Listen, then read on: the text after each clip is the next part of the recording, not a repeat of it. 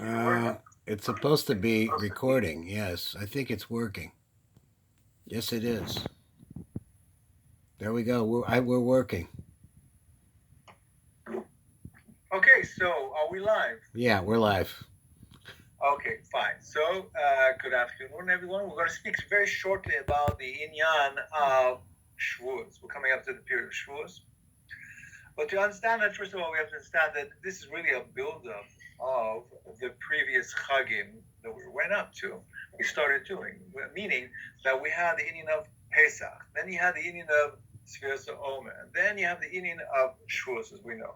A lot of people look at it as three different festivals, but really we have to really look at it as one big piece in the puzzle. One big piece in the puzzle. It means we're building up, as we know, our Pip Shah, we're coming out from a state of when we're in Mitzrayim, we were nothing in Mitzrayim. We're broken, we're shattered. We're building ourselves up as we're leaving Mitzrayim in the 49 stages of Tuma, coming out of that, coming into the 49 stages of Tahara. Finally, we come to Shavuos Matan Torah, we receive the Torah. That's our Pip Shah. That's what we learned from the Gemara. Now, Pip Kabbalah is completely different, really. Because what we're really doing is that we are reconstituting ourselves from nothing. Because we can understand that what we are little fragments of the spiritual world. That's what we really want to conceptualize ourselves as. Because we are not physical mass, but rather look at yourself as little molecules and protons and photons. Okay? And that really is the constitution of the next world. The next world being a world that you cannot see. Why can you not see the other worlds? Because we live in a three-dimensional reality. And when you try to conceptualize a fourth dimension or fifth or sixth, it's an impossibility. It's not because it doesn't exist. That's a ridiculous statement. Just because something you cannot see it doesn't mean it doesn't exist. But rather, it's a limitation in our imagination. Since we cannot imagine it, we cannot perceptualize it, and therefore, for us, it's as if it doesn't exist, but we know the reality is because it can be proven by mathematics. It can be proven through physics.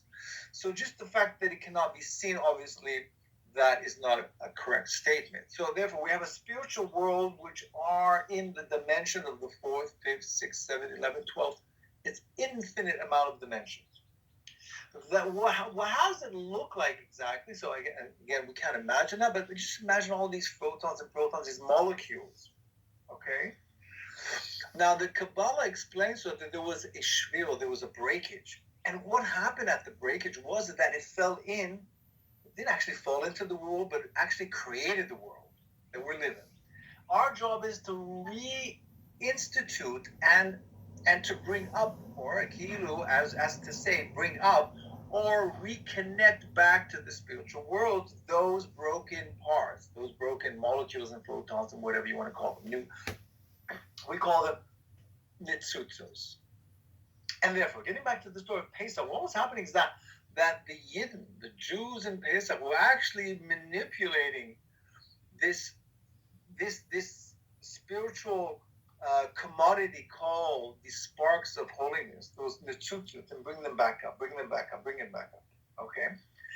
But they can only bring them up to a certain point. And then as they're leaving Mitzrayim and going through the stage of the 49 stages, their powers are getting stronger and stronger, able to raise up more nitzutzos.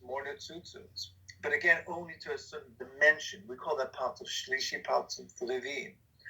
And then finally, when you get to the stage of Shavuos, where your powers are tremendously great, your spiritual connection, meaning, that means the spiritual connection is stronger and stronger, you're able to affect what's called parts of Levi Chamishim, which we call Bina, Chochma, and Kesem. Now you're up to the Kesem, connecting back into the Tzutzos to the highest, tremendously highest levels, spiritual dimension called the Kesem. Okay, the Kesem. Okay? That's why Nusaf Tzvad, we say by Musaf Kesem. Kesem. That is a representation of the highest of all levels that we started since Pesach, Sfiras Omer, and Shavuos. Okay, but remember that you're not only doing a pshat of working on tikkun and midos, that's a big pshat, that's what we're trying to do during the 49 days, becoming better people, but becoming better people is a pshat, but becoming better people on a soid, that means you are reconstituting your molecular structure to be compatible with the spiritual world, then being one with them. That is what we call dvekas. That's what we're really trying to reach when we finally get to Shavuos. Shavuos is the keser, is oneness. Keser means the koitza shel yud, means the complete oneness with Hashem. And that is the goal of Shavuos. Okay? So I hope that was inspiring for some people. If not, Bo Fleisch will be able to explain all this more into depth. Thank you for tuning in.